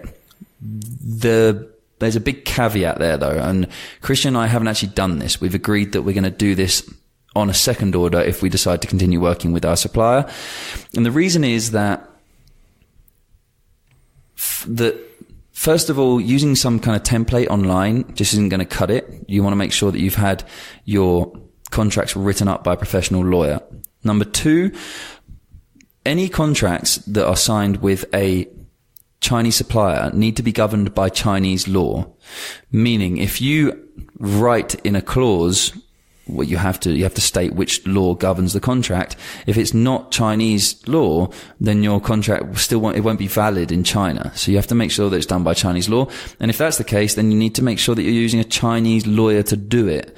And the final thing is that an English contract or contract in English usually will have very little value in a Chinese court of law, meaning that they will often get official translators in to do it, but the translations can be very poor. They might charge you for the translators and things like that, and it's just going to really weaken your case against any supplier if you don't have your contracts in Chinese. So you got to do it the right way, basically. So we've decided that if you do it. Yeah, exactly. If you do it. So we've decided that for our first order, look, if they're going to screw us over, they're going to screw us over. And in our second order, if you want to continue working with them, then we want to establish our terms and establish the different pricing points that we talked about before for different order sizes and all those kinds of stuff. We want to get it into a contract and get it signed so that we know where we stand with them. So yeah, that's something to bear in mind as well. Don't just use some shitty template off the internet. I really just don't think it's going to cut it. I don't think it's worth it. I think it'll make you look kind of amateur as well. I think it makes you look more amateur to use a template from the internet than to not use anything at all. Right? Personally. Another reason why we didn't do it was because we had a lot of clues that this company was the right company to work with, and they won't screw us over, which it didn't happen. Yeah, I don't think that's strong enough, because I think however much of a good feeling you have with a supplier, you should still always take those kind of precautions. But yeah, you'll have a good gut feeling about these things as well. I think you got to go on gut some of the times as well. Some of the time. Then, what's the next thing we've noted down here? You make sure to use an inspection company. This was something I was really dubious about, early on, because I'd heard a lot of people talking about how you had to use an inspection company. And look, let's face it, if I used an inspection company 5 years ago when I was producing these caps in China, then I wouldn't have had this problem at all, and I'd have received good products, or I'd have had to end the relationship with the supplier and get my money back. But either way, I wouldn't have received a bunch of faulty products. So, I heard about how everyone recommends that you use an inspection company, but I kept thinking, look, these are China-based companies who send out Chinese people to a factory to inspect your products. they're blatantly going to have some little like connection with the supplier and some deal, or I bet the supplier can pay them off. Yeah, exactly. All this kind of stuff. And so I was like, look, okay, we'll do it, but I still think it's kind of a bit of a waste of money, just because I didn't think it was going to make me feel confident that the products were okay, even if they said they were okay. Right. So we signed up for an account with Asia Inspection, and set up the inspection. It's very simple to do. And I think it was $309. I think that's the cost. That's a flat rate. It will always cost that. And that's the standard inspection. That's for like a standard inspection. You can get more advanced inspections and things like that. And so they went over, we passed over the contact details of our supplier. They got in touch with each other, and which was concerning me already, just thinking, oh God, here we go. They're talking amongst themselves and blah, blah, blah. Let the bribes begin. Exactly. But how amazed were we? And so then we got the report back, and I was impressed. I was actually happy to see that the report failed. This report, guys, was so detailed, so many images. We didn't even specify what tests they had to do with the products, but they were doing things that I wouldn't have ever thought of doing with the products. They were testing pressure and durability. They're trying to wipe the logo off. They're doing all sorts of things and taking pictures of them doing it as well. They weigh the products. They measure the products and send you pictures of the products next to rulers. And they do an order test. Everything. They do a drop test, which is that they drop the master box, the master carton as it's called, from like a certain height as well, to see if any of the products get damaged inside. They do so much different stuff. And so it turned out ours failed because the logo colors didn't quite match the logo colors that we sent over. They were just a slightly different tone, which we were already aware of because we already saw that in the samples. So we knew that was a problem. And they didn't put the Amazon shipping labels on the master cartons by the time that the inspection company had come round, which I really did tell our supplier, look, make sure the labels are on the box before the inspection company comes. And they didn't do it. So the report failed, and I was really happy to see that it failed. All in all, in this entire process, of which we have spent probably $6,000 now, more. More. I think we were close to 8,000, including. Yeah, I think so. The company and all that stuff. Yeah, as company setup and things like that. It's the best $309 I've spent for the entire thing. Honestly, it's been the most reassuring thing. And it's simple things like, our supplier gave us dimensions of the master boxes. Now we're shipping this first batch by air, because we want the products to arrive quite quickly. And then all future orders we'll probably do by sea, because we can afford for it to take 30 days, because we'll hopefully still have some stock that we'll be selling while we wait for the new order to come through. And it's cheaper. And it's much cheaper, obviously. But we're sending them by air. Now, when you send things by air, they often will use volumetric weight, which means that they'll actually find out whichever one's bigger. So they'll use the real weight in kilograms, or if the volumetric weight is bigger, then they'll use that. And the volumetric weight is calculated by getting the cubic meters of the box and then timesing it or dividing it. No, so dividing by 5,000. Dividing by 500, I believe. No, 5,000. 5,000. Yeah, exactly. 5,000. Yeah. And then they'll decide and that'll be your volumetric kilograms, and they'll then compare that with the real kilograms and charge you whichever one's heavier. Now, obviously the dimensions of our boxes are really important to us then. So our Chinese supplier gave us the dimensions of the boxes and said, yes, it was something like 30 by 30 by 40 centimeters, something like that. Our inspection company then measured the boxes as well, and it felt very similar, actually slightly less, but by kind of half a centimeter and things like that. So it was very, very close to what the supplier had told us, just more deep. The supplier told us kind of to rounded centimeters, whereas the inspection company gave us like decimal points, and basically it turned out to be a little bit smaller than the supplier's measurements. Now, our shipping company then picked up our products for us and took them over to UPS, who I think we're shipping with, and increased the price of the quote that they'd given us before, stating that the price had increased because the dimensions were bigger than we had originally told them they were. Well, we had our supplier give us the dimension, then we had an inspection company confirm this. So we knew that they were completely bullshitting us. We knew it was complete and utter bullshit.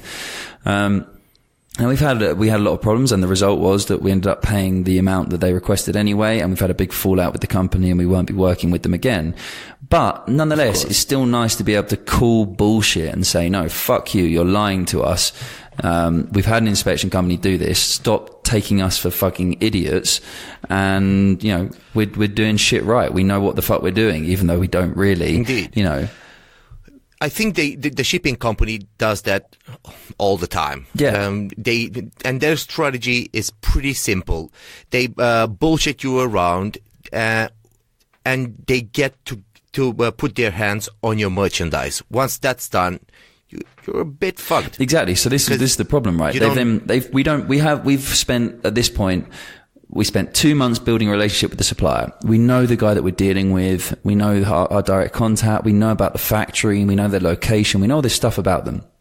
Then you find a shipping company, and suddenly you agree on a quote, and they come and pick up your products. And now your products are gone. They're with another company. You've paid all your money to the supplier. So in our case, we just spent like $5,000 on the products. And now they've just been picked up by a completely different company that we don't really know anything about. We've had a couple of emails with them. They've given us a quote, and now they've got our products literally held ransom, until we pay them the money that they're demanding, right? So which is more than our initial, the initial quote from them. Exactly. Yeah. And that's something to be really aware of, I think.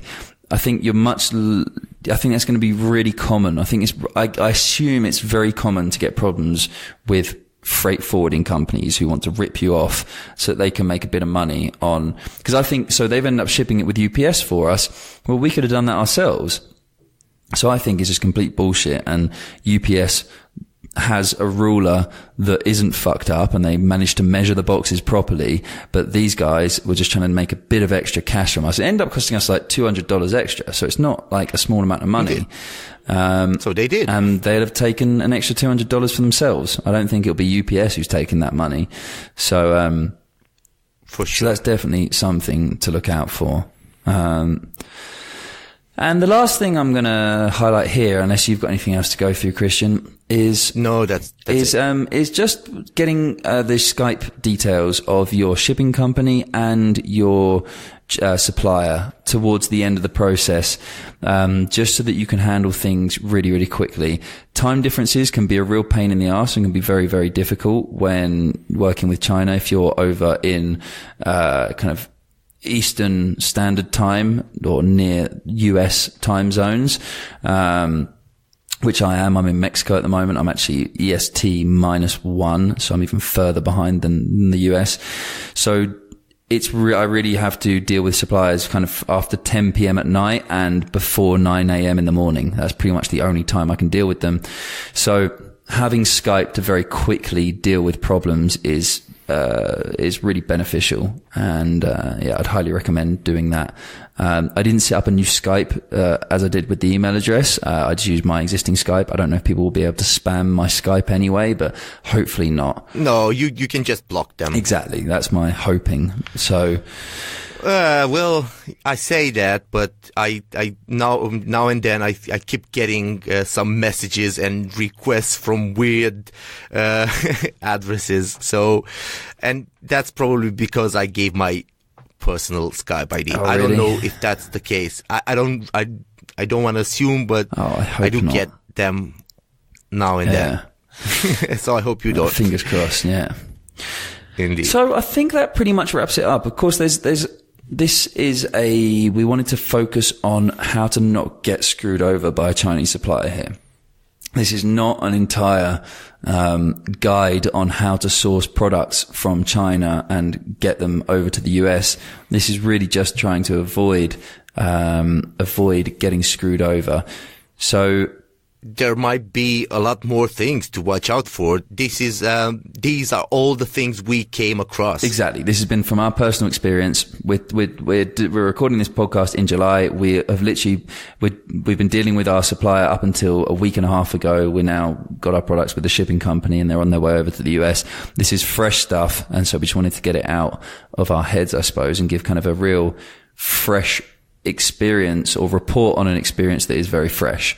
To us at least. So hopefully that will help you if you've been considering doing some of this stuff or considering importing from China, white labeling, or even developing and manufacturing your own products in China. This will be hopefully useful to you to help you get started at least.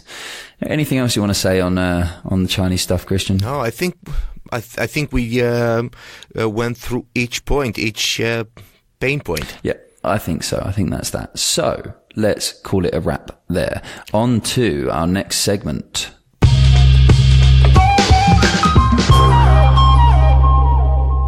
So, right, Christian, this is a new segment that I want to get in here.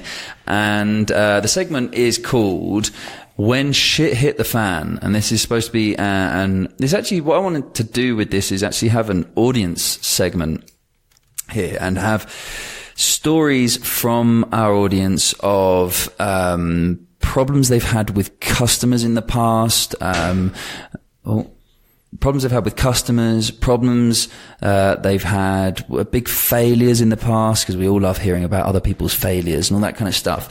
But we don't have a very talkative audience at the moment.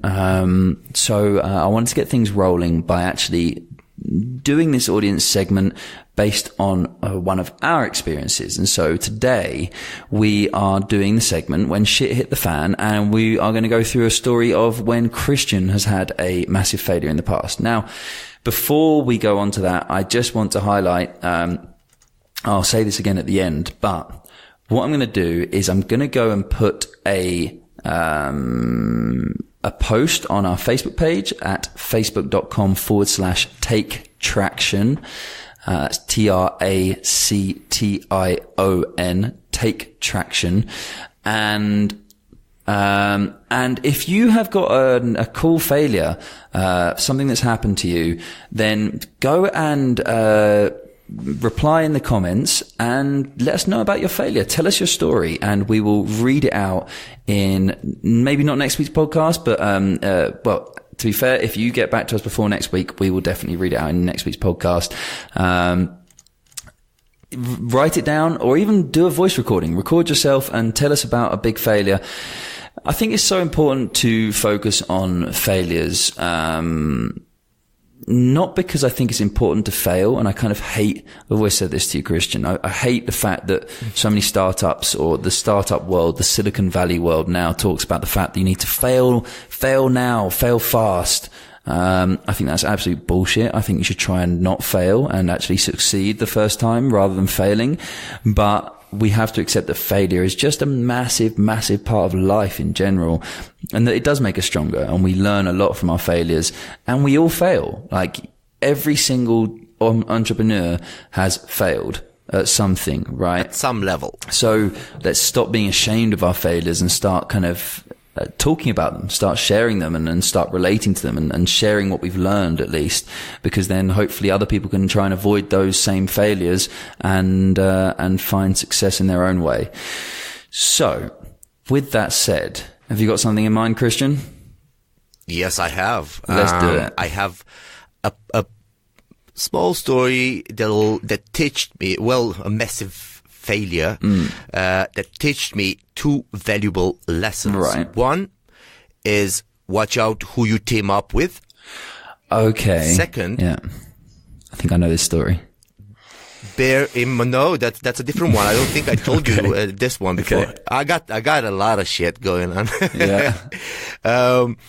I missed this one for some reason. So the second thing that it taught me was budgeting. Right. What are you willing to invest in this business? If you're not aware from the beginning that you want to spend an amount of money on it, then don't start.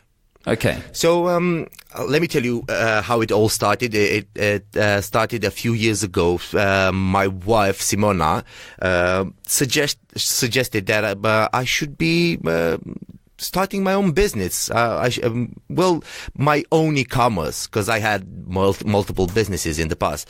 But I should start my own e-commerce business in Romania. Yeah. Obviously, I'm a person that wants to team up. I think that things are easier and you can cope with all the challenges much easier if you team up with the right people. Yeah. Agreed. So the first thing I did, I teamed up with the guy I was already doing business with in the affiliate market, but we didn't have enough experience in importing products, right? So we teamed up with a former client of ours.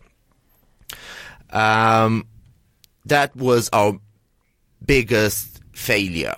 It turned out that I didn't tell you about. Hold on, so I just want to highlight this because this is the typical scenario as well of where a failure comes from, right? You're doing something. You've decided to do something for a reason. There, you've thought that teaming up with someone who had experience and knowledge would be a massive benefit to you. It would be an asset and it would help you grow faster and it would make you stronger. And I don't know why yet, but that's turned out to become a massive failure. And that's how all failures kind of begin though.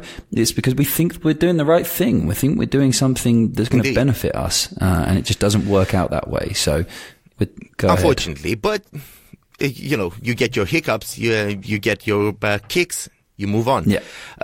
So let me tell you a bit about the business model. It was an e-commerce store. We tried to do. We didn't want to have our own stocks, right? So we wanted to sell baby products. Okay. Now the problem, one of the problems we were facing was the fact that we didn't know anything about the baby market or it included baby furniture. Right. So this third guy I was telling you about had enough experience with importing this type of products because he was selling furniture. Yeah. So that's why we've teamed up with a guy.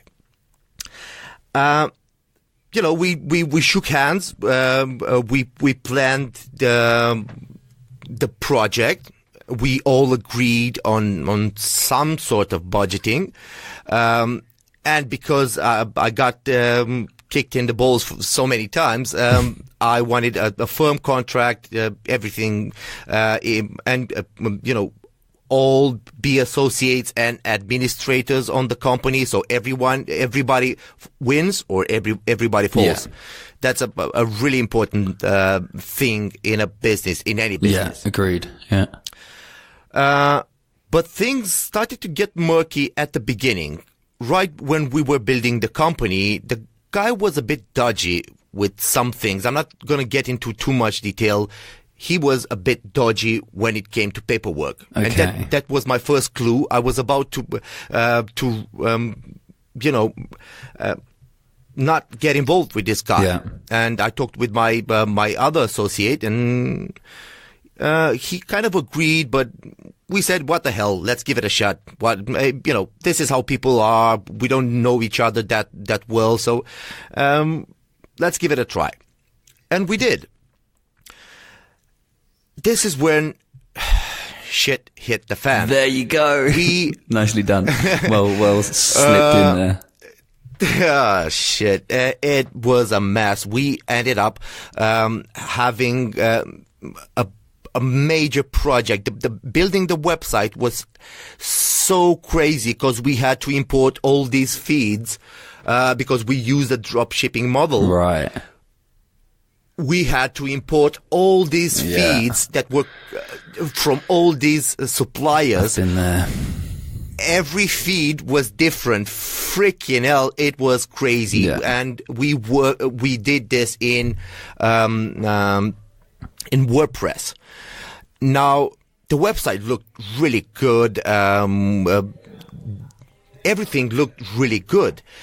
But the problem was we ended up working on that project for 6 months. Well, that wasn't a problem. The only problem was the third guy did fuck all. Yeah. And didn't want to get involved in absolutely anything. He just wanted to pay, and that was it. But the hours, the planning, nothing. He was the money guy, but we were putting the same amount of money. Oh, really? But we came with the idea. We build a company already, and now this guy was pulling all this shit. Yeah. We had to put up with it for a while. Then we had a call, and I told him, look, this needs to stop. It's either it stops and you get involved, or you're out. It's simple as that. Now the guy starts getting involved, but the problem was it was a bit too late. We did most of the stuff. You'd already done everything, and it took us 6 months. Yeah. Crazy amount of time spent. We ended up spending 2,000 euros each for absolutely everything. And we launched the advertising campaigns. We've launched the SEO campaigns. We've launched everything, right? Yeah. We start getting sales in. We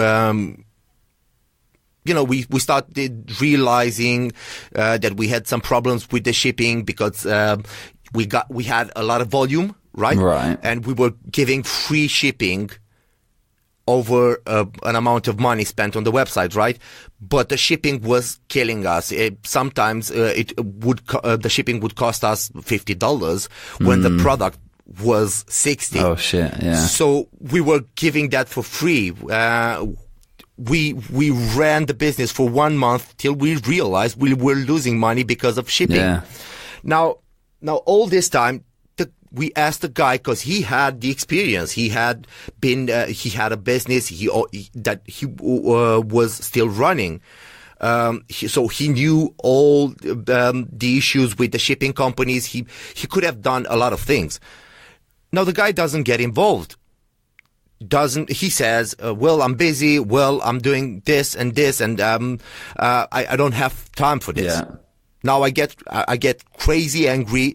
I get the guy to my place and I said, look, it's done. I've told, this is the second time I'm asking you to act like an associate, act like a business owner, and you're not. So eventually we ended up with killing the business because of three problems. One, a fucked up associate. Mm-hmm. Why couldn't you? So, sorry, can I interrupt you there? Why didn't you just ask him to leave? I did wanted to do that. The only problem is you got to listen to the second and the third reason why we killed it. Okay, let's go. Doing drop shipping with this type of products, we were selling a lot of cribs, baby cribs, right? The shipping killed.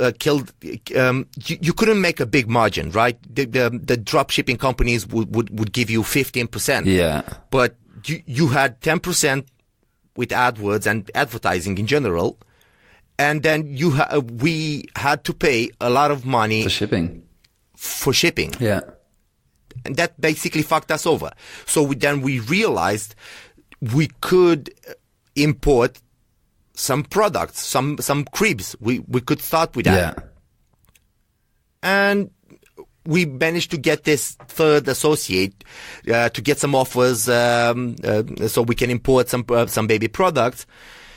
And then we realized if we want to make some profit, real profit, and have this business in place, we got to spend at least $20,000 on importing the products and stuff, on actually purchasing them. There we go.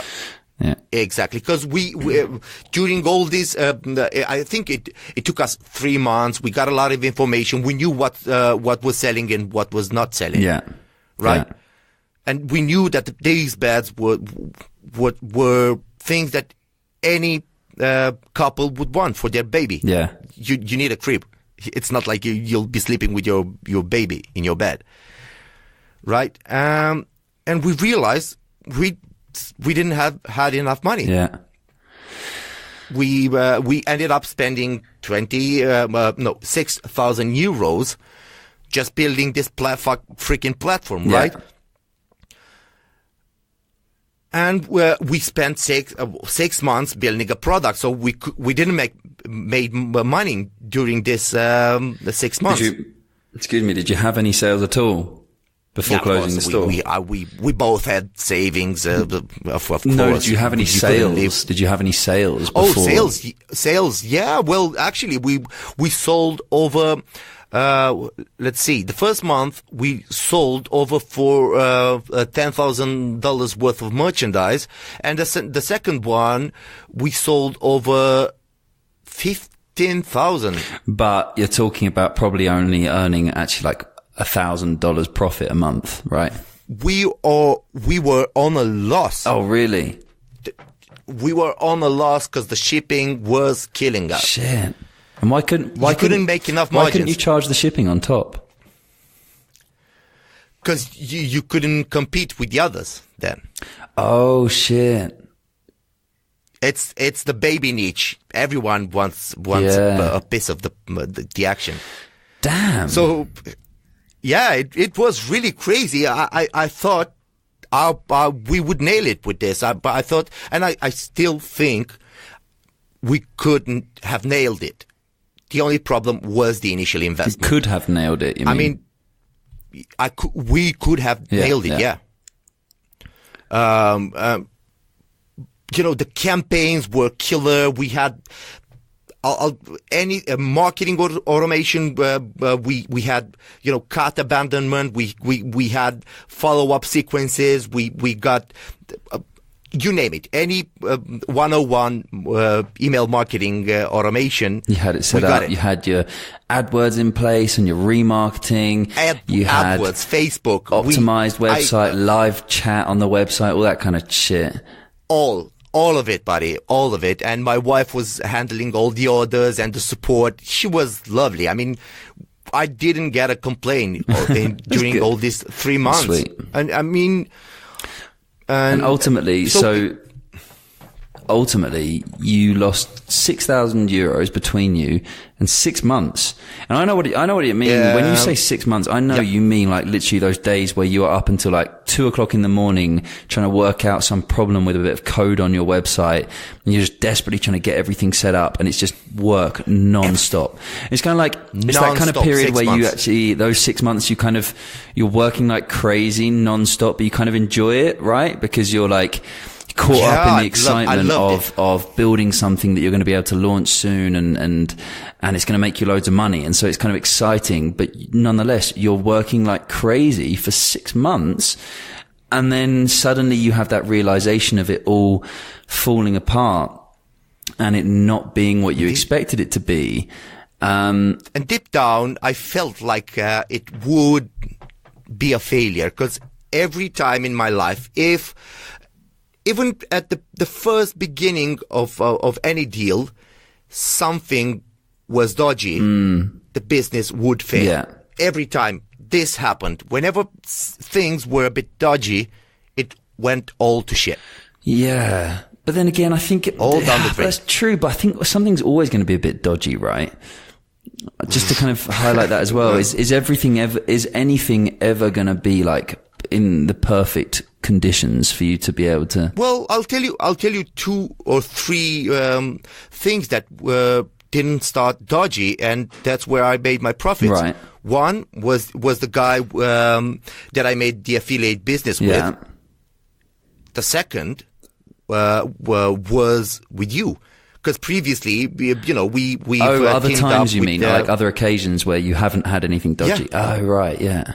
Yeah.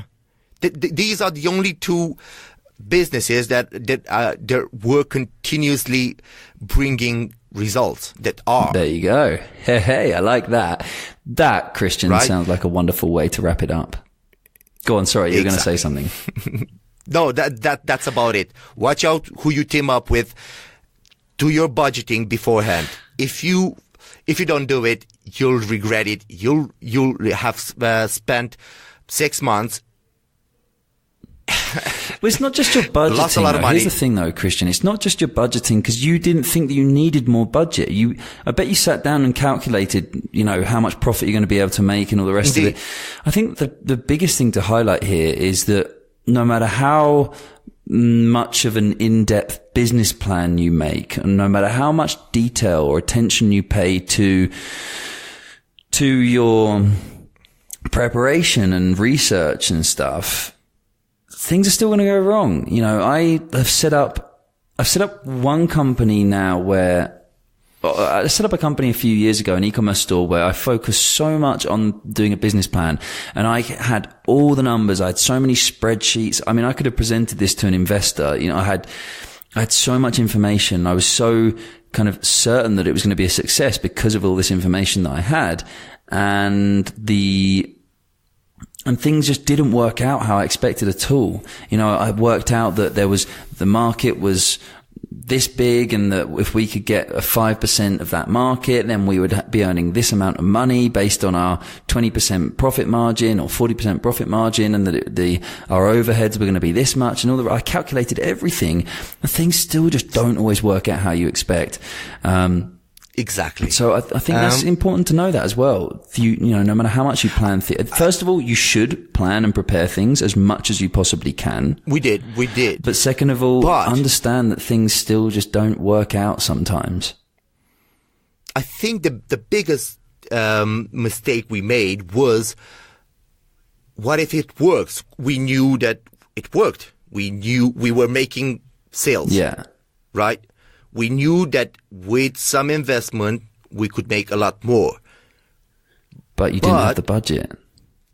We didn't think this through. What if we need to put more money in? Are we willing to do that? Yeah. So maybe that's a thing you should think of. The what ifs.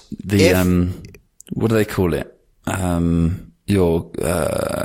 What's it called? Your plan B, your whatever plan. I can't think what it's called.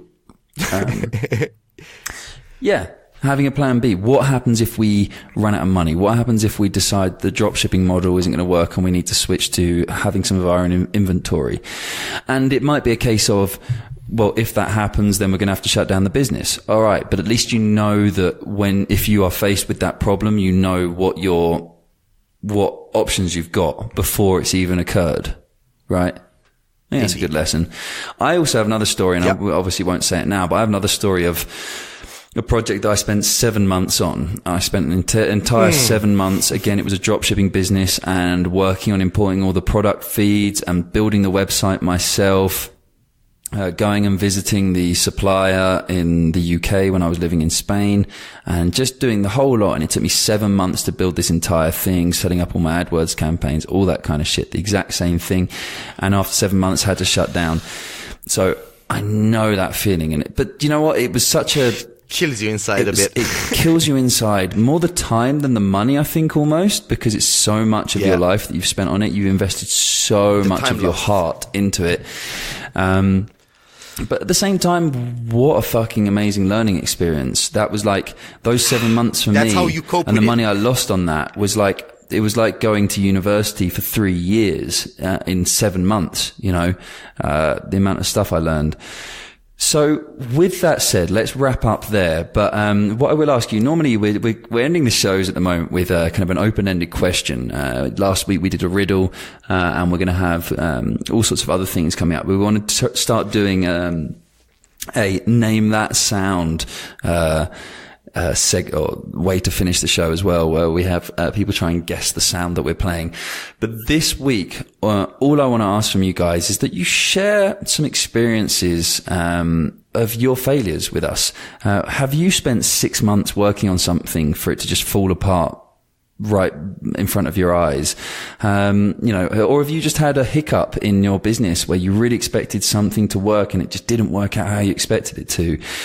If that's the case, then please share it with everyone, because I think it really helps for people to hear about these different failures that we're facing. So help us out by sharing your failure. Head over to facebook.com/take traction. I'll put the link in the show notes. If you just scroll down a little bit on your phone or wherever you're listening to this, you will see it right now. So click on there, head over there, and you'll see a post. I'm going to pin it to the top of the page. So you'll see a post at the top of the page asking about your failures, and in the comments, just tell us all about your failure, or upload an audio file of a recording of you telling us about your failure, or whatever it is. We'd love to hear it, and I'm sure listeners will love to hear it as well. We'll read it out in next week's podcast or whenever. If you don't do it in this week, or if you're listening, I tell you what, if you're listening to this in months from now, this podcast is coming out on the 20th of July 2018. If you're listening to this in November 2018, I don't care. Head over to our Facebook page and post on there with one of your failures. Just start off the post with "my failure" or something like that, or even scroll down and try and find the original post on this topic, and tell us about your failure. We'd love to hear about it, honestly. So with that said, I think that's enough to wrap up the show. Don't forget to head over to iTunes and leave us a review. We would love to get your feedback on the show. What do you think? Are we doing it right? Do you like the way that the things that we're talking about? Do you like the topics we're discussing? Do you feel that you're learning stuff from the podcast? Do you feel that we should be including different topics that you want to know more about? If so, let us know by leaving us a review on iTunes or through whichever app or platform you use to listen to this show. And with that, I have been Charlie Center. And I've been Cristiano Obrea.